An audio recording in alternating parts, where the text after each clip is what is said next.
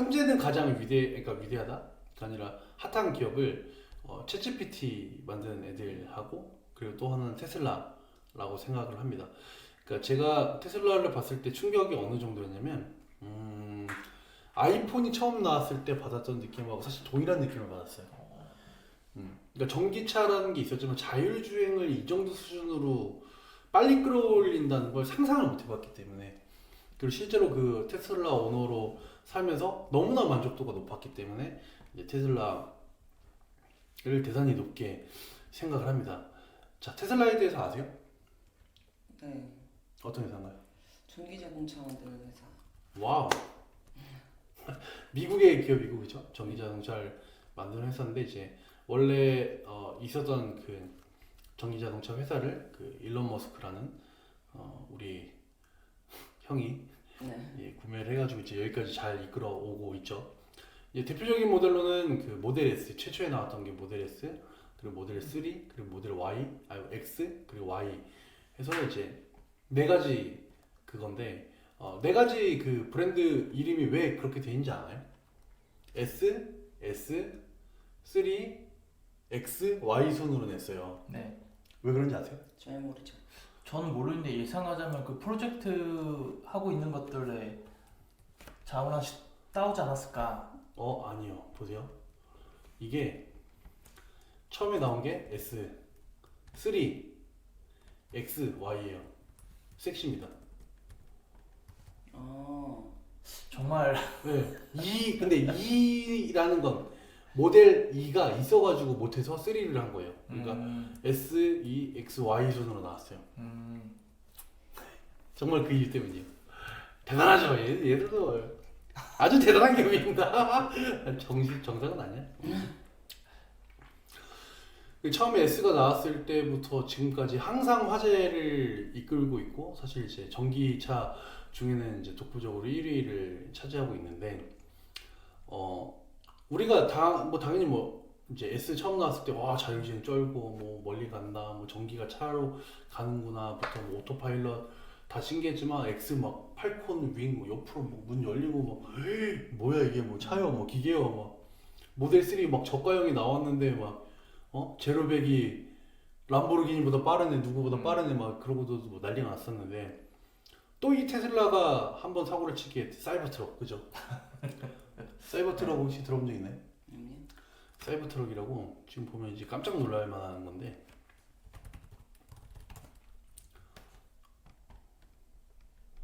이게 차입니다. 굉장히 그 힙한데. 미래에서 나온 디자인이죠. 근데 저기 이제 그 미국 왜 사이버 트럭이 나온지 아세요? 왜 나왔는지요?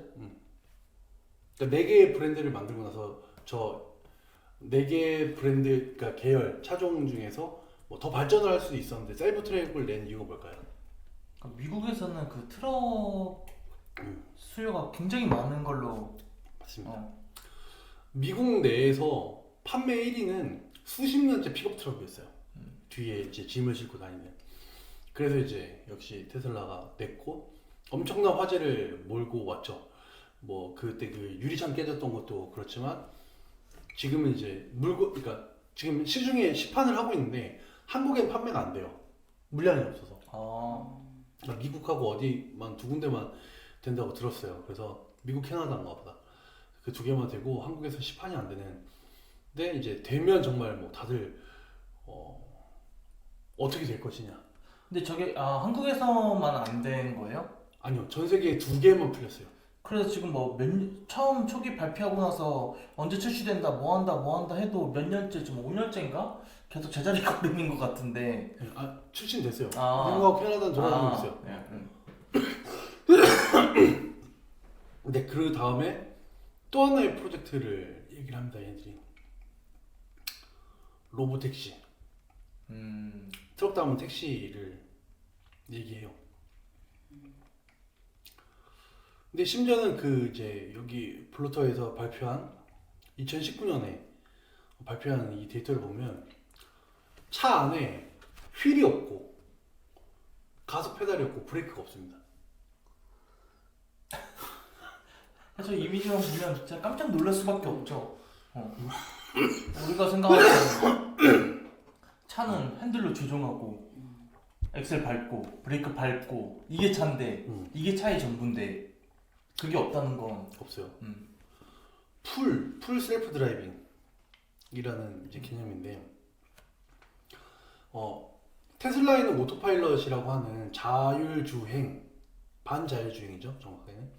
완전한 자율주행이라는 표현이 뭐 맞지 않다는 얘기도 있던데, 여튼 그게 두 가지 종류가 있습니다. 하나는 봉을 2번 내리면 띠딩 하면서 가는데, 이제 얘가 경로는 못 잡아주고 앞차와의 간격 그리고 속도 이제 이런 것만 맞춰주는 이제 자율주행이 있고, 이제 풀 F 뭐였더라 이거 갑자기 뭐죠? 이름이 뭐냐? FSD 풀 셀프 드라이빙 같은 경우에는 이제 우리나라에서 시험한 것들이 많은데, 서울 톨게이트부터 부산 톨게이트까지 경로를 지정해서 자동 주행을 하면 갑니다. 거기까지. 물론 뭐 이제 테스트하시는 분들이 다 하이패스를 지나갈 때 과감한 속도감이라던가 어떤 꺾어지는 구간에서의 그런 불안정성 이런 걸 얘기를 하지만, 어쨌든 간에 고속도로에서는 현재 FSD가 가능한 상태예요. 근데 미국은 그보다 훨씬 더 발전해 있는 거죠. 근데 그 제가 이제 테슬라 오너로서 생각을 해봤을 때 저 풀 셀프 드라이빙이 두려운 점은 그런 거예요. 얘가 차선을 읽는데 두 가지 방식으로 읽어요. 차선을 읽고 앞에 차와의 그 이동도 읽습니다. 그런데 가끔 차가 앞에 없는데 차선이 이제 서울 같은 경우에는 워낙 많이 새로 그리니까 이렇게 먹어져 있거나 중간에 없어지는 경우들이 있어요. 그러면 이제 얘가 잘 정상 작동을 잘 못하는 경우가 있는 거죠. 그런데 이제 테슬라에서는 무려 그 FSD 주행 거리가 10억 마일을 넘겼대요. 그러니까 내부 데이터로 충분히 쌓아서 FSD를 돌릴 수 있다는 어떤 자신감이 있기 때문에 이제 시작을 하게 되는 거죠. 그런데 이게 로보택시라는 게 어떤 걸까요? 상상이 되는 건가요, 이게? 그럼 뭐 예를 들면 앱으로 불러가지고 어디에 그럼 얘가 자동으로 와서 운전자도 없는데 난 옆에 타고 목적지까지 날 두고 앱을 통해 결제가 되고 이렇다는 거잖아요. 네. 어떨 것 같으세요? 이게 정말 미래 영화 속에서만 볼 것만 같은 모습인데 사실 걱정되는 부분도 많이 있어요. 사실 처음에는 저 로보택시라는 부분이 너무 신기해서 관심을 끌 것 같은데 결국에는 이제 비용이 저렴하냐, 안전하냐, 뭐 이런 부분을 해소를 해야지 이용하지 않을까요? 어떻게 생각하세요? 저도 약간 사람이 차로 운전한 자동으로 된다는 것 자체는 너무 괜찮은 내용인데, 실질적으로 택시를 타는 사람들 대부분이 뭐 술을 먹고 택시를 타거나 뭐 늦어서 택시를 타는 경우들이 많잖아요. 우리나라 같은 경우는 뭐 출퇴근길에 택시를 타고 다니는 사람이 그렇게 드물기 때문에 그런 상황에 대비해서 로봇 청소기가 맞게 대응을 할 수 있을까. 만약에 로봇 청소기 아니고 로보택시. 네, 로보택시가 맡고 있는 브랜드라서 네. 로봇 청소기가 아니고 로보택시가. 로봇 청소기도 그런 경우가 있잖아요. 아무리 똑똑해도. 그렇죠. 근데 저는 어떻게 생각을 하냐면, 방금 이제 얘기를 하면서 잠깐 상상을 해봤는데, 이제 지금 현재 그 택시 시스템에서 불편한 점은, 첫 번째 내가 서서 맨 처음에는 지나가는 택시가 있어야만 탈 수 있어요. 그렇죠? 두 번째는 앱을 통해서 내가 호출을 하는데 내 거리를 보고 거절을 할 수 있어요. 그렇죠? 그리고 그거보다 비싼 금액을 지불하고 나서라도 가려고 하면 잡는 건 금방인데 오는데 또 한 세월이에요. 여러 가지 이제 좀 제한성들이 좀 있는데, 이게 사람이 없이 로보택시가 어떤 특정 구간에 정차되어 있는 상태에서 부를 때마다 순차적으로 나가는 구조라고 하면 이게 엄청나지 않을까요? 그러니까 이 효율성이라는 게, 원래는 사람이 계속 내가 여기를 갔다가 여기를 가야 되니까 여기까지 못 갈 것 같아 이렇게 생각을 해서 뭐 택시가 안 잡히는 구간이 있었다면 그런 것들이 싹 사라지는 거잖아. 차고지가 있고 나갔다 콜이 없으면 돌아가는 중간에 콜이 생기면 다시 돌려서 콜을 처리하고, 이런 효율성이 정말 말도 안 될 것 같거든요. 그러니까 이게 단순하게 택시가 사람이 없다라는 개념이 아니라 이런 모빌리티 이동에 대해서 엄청나게 획기적인 방안이 아닐까 이런 생각이 드는데 어떻게 생각하세요?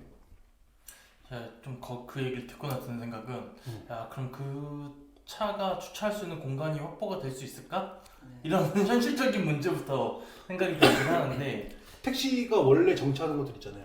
아 거기에 그렇죠. 아 거기서부터 네네. 시작을 해서 네. 부르면 순차적으로 나갔다가 근데 그게 다 나가고 한 군데 목적지만 처리하고 바로 돌아오는 게 아니라 돌아온 길에 또 어딘가 아니면 네네. 가까운 정차소 네. 이렇게 회전할 수 있을 것 같은데. 네. 소카존처럼. 그렇죠, 그렇죠. 어떻게 생각하세요? 네. 되게 조금 내 시간을 더 아끼고 더 효율적으로 이게 운영이 되면은 더 할 나위가 없이 좋을 것 같긴 해요. 근데 저는 완전히 시대적인 흐름이 될 것 같아요. 택시를 이제 기존에 타면서 불편한 게 어떤 게 있죠? 길을 제대로 못 찾아가시는 분들. 근데 이 로보택시가 되면 길을 못 찾아간다고 혼낼 수가 없는데 어떡하지? 그러니까 그래서 못하고 그래. 아 여기서 이렇게 우측으로 빠져주셔야 돼요. 얘는 정해진 내비로. 아니 그리고 아저씨들이 자꾸 말 걸어. 그것도 좀 불편할 수 있죠. 있죠.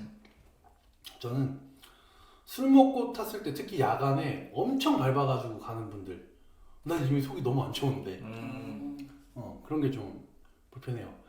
근데 이제 우리가 이런 단점들이 그러니까 택시 기사분들이 잘못했다는 게 아니라 이런 단점들이 있는 것들을 로보택시의 개념으로 보면 많은 것들을 해소할 수 있으니까 뭐 잡는데 편리함 뭐 가격이야 조금 더 높겠죠. 잡는데 편리함 뭐 방금 얘기했던 이런 문제들 뭐 안전에 대한 거 주행 스타일 뭐 길을 찾아가는 부분 뭐 이런 것들이 다 해소가 되다 보니까 아주 저는 되기만 한다면 좋은 시스템이 될 것 같아요. 또 이제 여기는 현재 아마 많은 데이터들을 계속 누적하고 있겠는데 일본에는 실제로 스마트 시티가 있습니다. 그러니까 계획형 도시로 아예 뭐 도로에 다 깔아서 도로가 뭐 일정한 신호를 이제 도로 내에서 주는 건 아닌지 뭐 그거까지 모르겠어요. 근데 그 안에 있는 것들이 다 스마트 시티로 이루어져서 뭐 IoT로 뭐 조절하고 뭐 차가 자동 주행으로 우리 집까지 오고 이렇게 구성을 하고 실제로 만들고 있다고 해요. 그래서 우리나라도 역시 그런 방향으로 갈 수 있지 않을까 그런 생각이 드네요. 제가 전에 어디 해외 영상을 봤는데 자율주행하는 차가 테스트하는 과정에서 사람을 쳤는데 한 300m인가 500m를 그냥 사람을 달고 이렇게 주행하는 걸 봤는데, 그러니까 이런 부분에서 이제 건강상에서의 문제가 있는데 내 건강을 담보로 안전이요. 건강이 아니고. 내 안전을 생명, 뭐 안전 이런 거죠. 네. 건강이 아니라요. 건강은 감기 걸리면 건강이 아니에요. 내 안전을 담보로 돈까지 지불하면서 이용하기에는 처음부터 좀 두렵지 않을까 그런 생각이 있습니다. 그렇죠. 저도 같은 생각인데 반드시 시대적 흐름이 그렇게 갈 것 같긴 해요. 언젠가는 네. 찾아오는 그게 미래다. 이제 도로 체계 개편도 될 수 있겠고 또 그런 거 있잖아요. 사이버 트럭이 한창 화제였던 게 뭐냐면 우리나라도 그렇고 그 미국도 그렇고 사이드 미러가 있어야 돼요. 차라는 게 사이드 미러가 있어야 돼요. 근데 얘네들이 사이드 미러를 달면 공기 저항성이 높아지니까 이걸 안으로 넣어버린 거예요. 그러니까 처음에 이제 허가가 안 났대요. 지금 어떤 구조로 되는지 모르겠어요. 그러니까 공기 저항성이 낮아지니까 그러니까 연료를 더 많이 쓰는 거죠. 사이드 미러가 있으면 속도 더 안 나고 완전한 일체형이면 바람에 그게 계산이 되는데 뭐 에어로다이나믹이라는 게 사이드 미러가 있으면 그게 안 되니까 그걸 넣어보려고 하는 이런 애들이란 말이죠. 그러니까 애초에 우리가 기존에 가지고 있었던 문법들을 깨가면서 어떤 것들을 이뤄내려고 하는 기업이다 보니까 저는 로보택시라는 게 이제 여기 기사에도 현대자동차도 지금 이 로보택시로 미국 네바다주에서 운전면허 시험을 통과하는 모습을 영상으로 공개했다고 하잖아요. 24년 3월 31일에. 네. 이런 것처럼 멀지 않은 미래에는 로보택시를 만날 수 있을 것 같아요. 근데 이게 또 그러면 또 새로운 어떤 사업이 또 될 수도 있겠죠. 그럼 택시 기사들은 다 다른 일을 찾아야 되는 상황에 맞닥뜨리겠네요. 그렇죠. 그렇죠. 이제 차에서 누가 술 먹고 토하면 어떡해요? 네? 로보택시 하는데 술 취한 사람이 불러서 차를 탔는데 토했어. 안 내려 막 차에서 내리라고 하는데. 근데 이런 것도 있잖아요. 디파짓을 걸어놓을 수 있는 거고. 그러니까 내가 탈 때 애초에 네. 뭐 세탁금을 먼저 걸어놓고. 네. 술 먹었는데? 그러니까 결제는 자동 결제지. 그럴 수 있는 거고 또 하나는 도착했는데 안 내려. 그럼 뭐 경찰서에 바로 전화. 아니 뭐 그거는 시스템적으로도 보완이 될 수 있는 부분인 것 같아요. 재밌네요. 근데 이제 사람들이 다 그게 걱정하겠죠. 아이오닉은 운전석에 스티어링 휠이 있대요. 그러니까 뭐 보조적인 장치들이 있는 거죠. 누가 언제든 이렇게 당겼을 때 뭐 운전할 수 있는. 근데 없으니까 이게 과연 될 거냐 이런 게 문제일 것 같네요. 오늘도 이 두 가지 주제로 얘기를 해봤는데 어때요? 테슬라 주가 사야 마요? 그냥 지금 사야 마요. 올랐다가 떨어졌대. 너무 올랐어요. 근데. 처음 발표하고 나서 7%인가 8% 올리고 나서 떨어졌는데 저는 이 시기도 대단히 좀 늦지 않았다고 생각하시면 아니요. 왜냐면은 이미 주가가 빠지고 있는 상황에서 이거를 발표했단 말이에요. 주가를 더 떨어지는 걸 방어하기 위해서 얘기한 걸 수도 있고 테슬라의 아까 그 섹시 부분을 했던 것도 그렇고 예전에 도지코인도 그렇고 뭐 사이버트럭도 그렇고 얘기를 했지만 자꾸 구설수에 오르는데 그래도 몇 개월 전인가 뭐 테슬라가 가격이 한번 빡 빠졌죠. 지금 다시 이제 그 가격에 오고 있는 것 같은데 사야 봐요. 근데 저는 그렇게 생각해요. 이게 결국은 사이버 트럭이 국내에 들어온다 그러면 나는 뭐 우리나라의 그 서학 개미들이 일어나서 테슬라를 대단히 사지 않을까. 그러니까 사이버 트럭의 물량이 풀리면 올라갈 것 같아요. 근데 떨어지는 바닥이 어딘지 봐야겠죠. 얼마만큼 떨어질 건지. 사실 거예요? 아니 저는 이제 이렇게 갑자기 핫해지고 이슈가 일어나는 주식은 절대 안 사는 편이어가지고 일단은 늦었어요 이미. 발표가 뭐든지 나기 전에 그런 게 있잖아요. 그 기사가 나기 전에 사야 된다고. 기사 나면 이미 늦은 거라고. 저 같은 경우는 안 살 것 같긴 하네요. 사실 못 사요. 그리고 뭐 한 주 살 거예요. 아니 뭐 한 주 사는 게 어디예요? 뭐 0.1씩 뭐. 소수죠. 자 어쨌거나 그래서 어떠셨어요? 뭐 테슬라 주가 얘기는 됐고. 그러니까 먼 미래에 이렇게 온다는 게 좀 그려지는 것들이 진짜 영화 뭐 SF 영화에서 보던 그런 스마트한 세상들이 조금씩 한 발 더 앞으로 오지 않았나 뭐 그런 생각이 들고 그런 택시가 왔을 때 저도 타긴 하겠지만 거기까지는 조금 더 시간이 많이 걸리지 않을까. 근데 분명 시대적인 흐름은 다가오고 있고 언젠가는 현실이 될 것 같아요. 푸바오는요? 푸바오는 뭐 푸바오는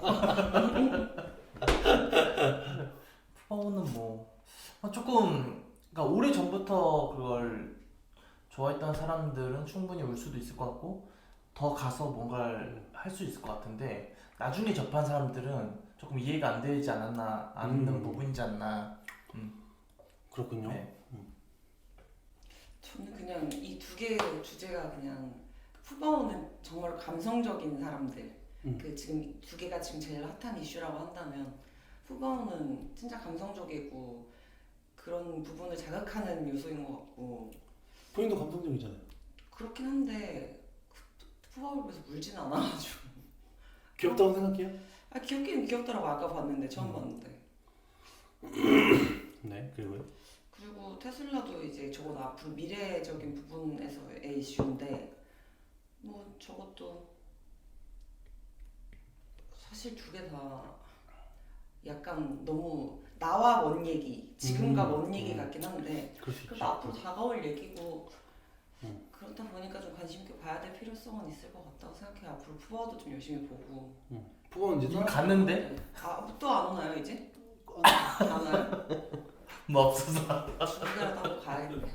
뭐야? 중국이라도 한번 가야겠네. 푸바오 보러? 인스타 팔로우라도 해야겠어요.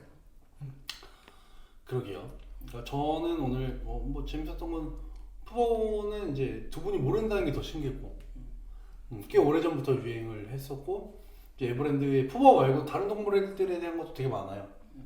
그 호랑이들 이제 키우는 얘기들도 있고 한 번씩 보세요. 걔네들도 좀 사람처럼 굽니다. 근데 팬더 같지는 않아요. 좀 더 맹수스럽기는 한데 어쨌든 되게 귀여워요. 그래서 그것도 한번 보셨으면 좋겠고. 그 푸바오를 보면서 그냥 힐링. 오랜만에 레서 팬더 영상이나 한번 찾아봐야겠다. 뭐 이런 생각이 들었고요. 테슬라를 보면서는 어떤 생각을 하면 여기에 도달할 수 있을까 이런 좀 약간 경외심이 있어요. 그러니까 그 사람을 보면 진짜 또라이잖아요. 또라이잖아. 이상한 사람이잖아 진짜. 아 진짜 기카죠, 기캐. 진짜로 이상한 사람인데, 근데 그 이상한 사람이 전 세계의 흐름을 주도하잖아. 맞죠. 그 말 한마디에 근데 그게 흐름만 주도하는 게 아니라 실제로 그걸 이뤄내고 있으니까 그 과정을 지켜보는 게 사실 되게 흥미로워요. 아이폰 같은 경우에는 처음 나왔을 때 이제 대학생이었고, 그래서 아이폰이 나와서 쓸 때까지만 해도 스티브 잡스가 대단하다고 생각했지만 이미 그 사람은 대단한 사람이 된 상태에서 제가 깨달았기 때문에 뭐 그 인생을 이렇게 충분히 반추해볼 그런 게 잘 없었는데, 이제 일론 머스크 같은 경우에는 조금 더 빨리 알아서 초기의 모습들부터 더 많이 봤던 것 같아요. 미디어를 통해서. 그러면서 어디까지 갈 것인가, 이 기이한 사람이 전 세계 인류를 향해 발표하는 되게 효율화된 인류를 대상으로 한, 저는 이게 공리주의적인 것도 있다고 생각해요. 그러니까 엄청난 이익을 주는 방향으로 간단 말이에요. 이게 전기차라는 자체가 전기차가 이 정도로 빨리 올 줄 몰랐고, 그렇죠? 이 정도까지 많이 나올 줄 몰랐고, 유럽에서는 이미 전기차가 아닌 건 이제 그만 만들려고 했으니까요. 2000 뭐 몇 년인가에 이제 완전히 중단이 되죠. 그래서 더 이상 자동차 브랜드들이 기름차를 만들지 않는 시대가 왔는데, 거기에 저는 이제 테슬라가 일조를 했다고 생각하고, 또 스페이스X라는 우주를 민간인 여행을 하겠다라는 말이 안 되는 그쵸. 생각의 시작을 다 해내니까. 근데 그게 사람들의 발전에, 인류의 발전에 대단히 도움을 주고 있다고 생각을 해요. 그래서 이 모습을 지켜보는 게 대단히 즐거운 일입니다. 현재는 마치 아이돌을 보는 것 같아요, 저한테. 경외심을 갖고. 예. 경외심까지는 안 들어요. 좀 약간 잠시만요. 경외심이 안 들어. 뭐 존경심 같은 건 잘 없는데 대단히 재밌는 사람이고 아이돌을 보는 것 같은 느낌이에요. 자, 그럼 오늘은 여기서 마치고 다음 주에는 또 새로운 주제로 얇은 지식으로 한번 논의 토론을 해보겠습니다. 고생하셨습니다. 고생하셨습니다.